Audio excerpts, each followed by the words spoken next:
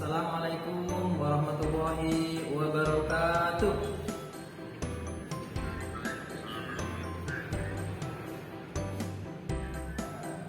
Selamat siang anak sekalian. Bagaimana kabar kalian pada siang kali ini? Alhamdulillah. Alhamdulillah ya, baik. Sebelumnya Bapak mengingatkan kepada kita semua harap untuk menjaga kesehatan karena kondisi seperti sekarang pandemi ya 5M ya, seperti itu ya. Tolong dijaga menggunakan masker seperti itu ya Nak ya. Cuci tangan, jaga jarak, menghindari kerumunan dan mengurangi mobilitas Nak ya. Jadi biar kita semua senantiasa dalam lindungan Allah Subhanahu wa taala. Sebelum kita memulai sesi pelajaran kali ini, langkah lebih baiknya kita awali dengan sama-sama baca doa. Bapak persilakan kepada ketua kelas untuk mempersiapkan. Silakan ketua kelas. Sebelum belajar, mari kita berdoa. Berdoa dimulai. Berdoa selesai. Memberi salam.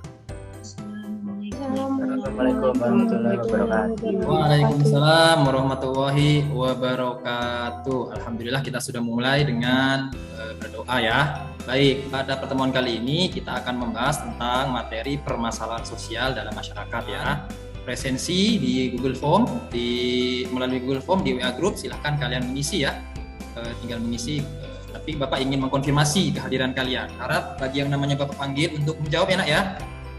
Hairunisa, Hadir Pak. Nadia, Hadir Pak. Benita, Hadir Pak. Naufal.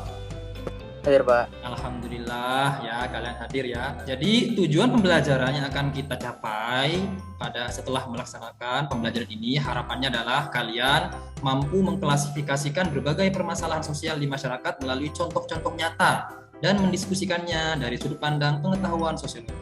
Lalu yang kedua, merekomendasikan upaya mengatasi permasalahan sosial yang terjadi di masyarakat melalui aktivitas presentasi. Kalau siapa yang mau mencoba untuk menganalisa terkait dengan gambar ini? Bapak silakan yuk. Saya mau Pak, Hairunisa. Oke, Hairunisa silakan. Bagaimana Hairunisa? Menurut saya gambar 1 itu pengemis miskin. Gambar 2 ketimpangan kaya dan miskin, dan gambar 3 itu koruptor.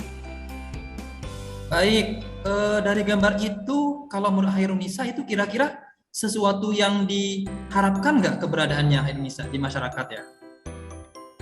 Enggak Pak, soalnya membahayakan kehidupan masyarakat. Oh iya, karena membahayakan. Gambar tentang kemiskinan ya, gambar pengemis, gambar tentang ketimpangan, gambar tentang koruptor, ini tentu tidak diharapkan ya di masyarakat, membahayakan. Kalau begitu karena membahayakan, ini problem di masyarakat ini ya, ini masalah di masyarakat ini, seperti itu ya. Nah, kita nyambung ke pembahasan kita sesi kali ini Nak ya, tentang masalah. Oleh karena itu, apa sih definisi masalah kalau begitu ya? Tadi kalian sudah mengidentifikasi nih melalui gambar. Sekarang kita masuk ke apa sih yang dimaksud dengan masalah sosial gitu ya. Yuk kita perhatikan menurut pendapat ahli. Apa sih definisi masalah sosial itu? Yaitu suatu ketidaksesuaian antara unsur-unsur kebudayaan atau masyarakat yang membahayakan kehidupan kelompok sosial. Ada 3 teori besar yang menjelaskan tentang masalah sosial. Teori fungsionalisme tokohnya Emil Durkheim, Talcott Parsons, Robert Merton. Fokusnya ancaman terhadap tatanan sosial. Menyatakan teori ini bahwa masalah sosial itu muncul dari kegagalan institusi sosial, kelompok dan bagian lain dari masyarakat untuk menjalankan fungsinya sebagaimana mestinya. Lalu yang kedua teori konflik, tokohnya Karl Marx dan Ralph Dahrendorf. Bahwa masalah sosial itu muncul dari eksploitasi kelompok yang kuat terhadap kelompok yang lemah. Yang ketiga teori interaksi simbolik, tokohnya George Herbert Mead, Carlos Cooley dan Irving Goffman. Masalah sosial muncul karena pergaulan dengan pelanggar hukum, lalu dilabel ya dengan karakter yang buruk. Selanjutnya ini ada gambar. Coba Bapak persilakan memberikan analisanya terkait dengan gambar ini. Bapak persilakan. Saya mau Pak. Hana, silakan Hana. Menurut saya gambar satu itu sekumpulan rakyat miskin yang melakukan protes. Oke, Menurut saya gambar 2 itu masyarakat adat yang hidup apa adanya. Oke, baik Hana. Terima kasih Hana atas analisanya.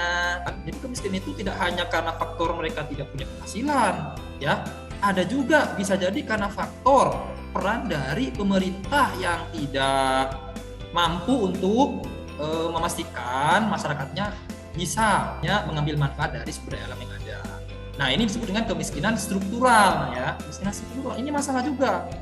Nah, gambar kedua tadi seperti yang Hana bilang, faktor tradisi juga bisa menyebabkan masyarakat tidak bisa keluar dari kondisinya yang serba kekurangan, ya. Nah, ini kira-kira nih kalau kita lihat nih masyarakat adat ya. Nah, ini berarti termasuk kemiskinan kultural. Nah, ini ada 2 masalah lagi nih, Nak, nih. Siapa nih yang mau memberikan analisanya? Bapak silakan. Saya Pak Benita Zara. Menurut saya gambar pertama itu kejahatan yang dilakukan oleh para pengedar narkoba. Kalau gambar yang kedua itu polusi udara dan limbah pabrik yang merusak lingkungan sekitar. Oke, terima kasih Benita atas pendapatnya.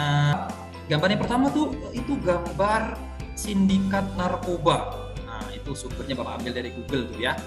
Nah, itu jadi ini adalah suatu masalah ini, kejahatan ya, kejahatan yang biasanya sudah terencana kalau sudah melibatkan internasional itu terencana.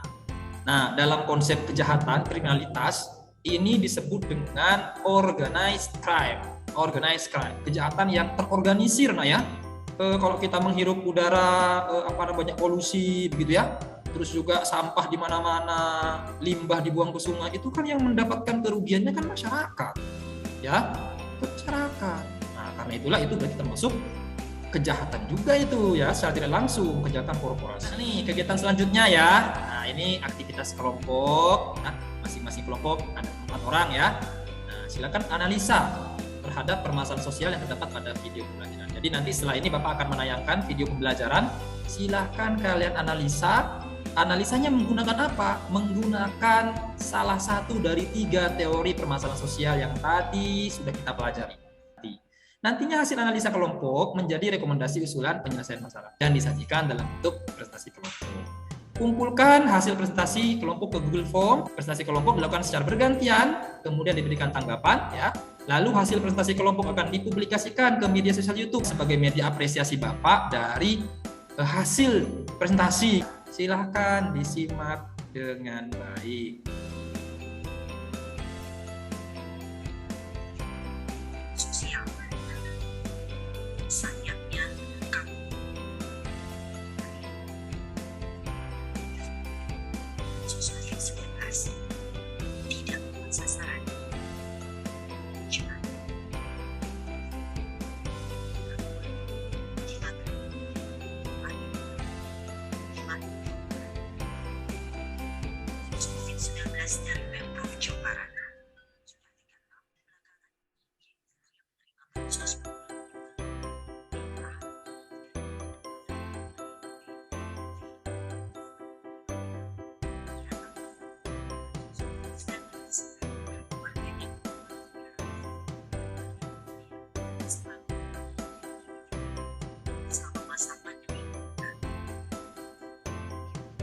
Bapak persilahkan kepada kalian untuk melakukan diskusi kelompok ya. Baik, Bapak sudah pantau, ini sudah ada beberapa yang sudah masuk ya. Nah, ini di responsis ini sudah ada 3 kelompok, alhamdulillah sudah masuk semua nih di Google Form yang sudah Bapak sediakan nih. Oke, kita langsung saja ya Nak ya ke kelompok 1. Silakan kelompok 1 siapa yang mau mewakili temannya mempresentasikan? Saya Pak Bel, Pak. Hasil analisa kelompok 1 berdasarkan teori fungsionalisme, masalah penyaluran bansos yang tidak tepat sasaran sehingga tidak teratasinya masalah kemiskinan di masa pandemi terjadi karena institusi pemerintah tidak menjalankan fungsi pengawasan dengan baik. Rekomendasinya 1. Melakukan pengawalan untuk memastikan penyalurannya benar-benar sampai ke masyarakat miskin.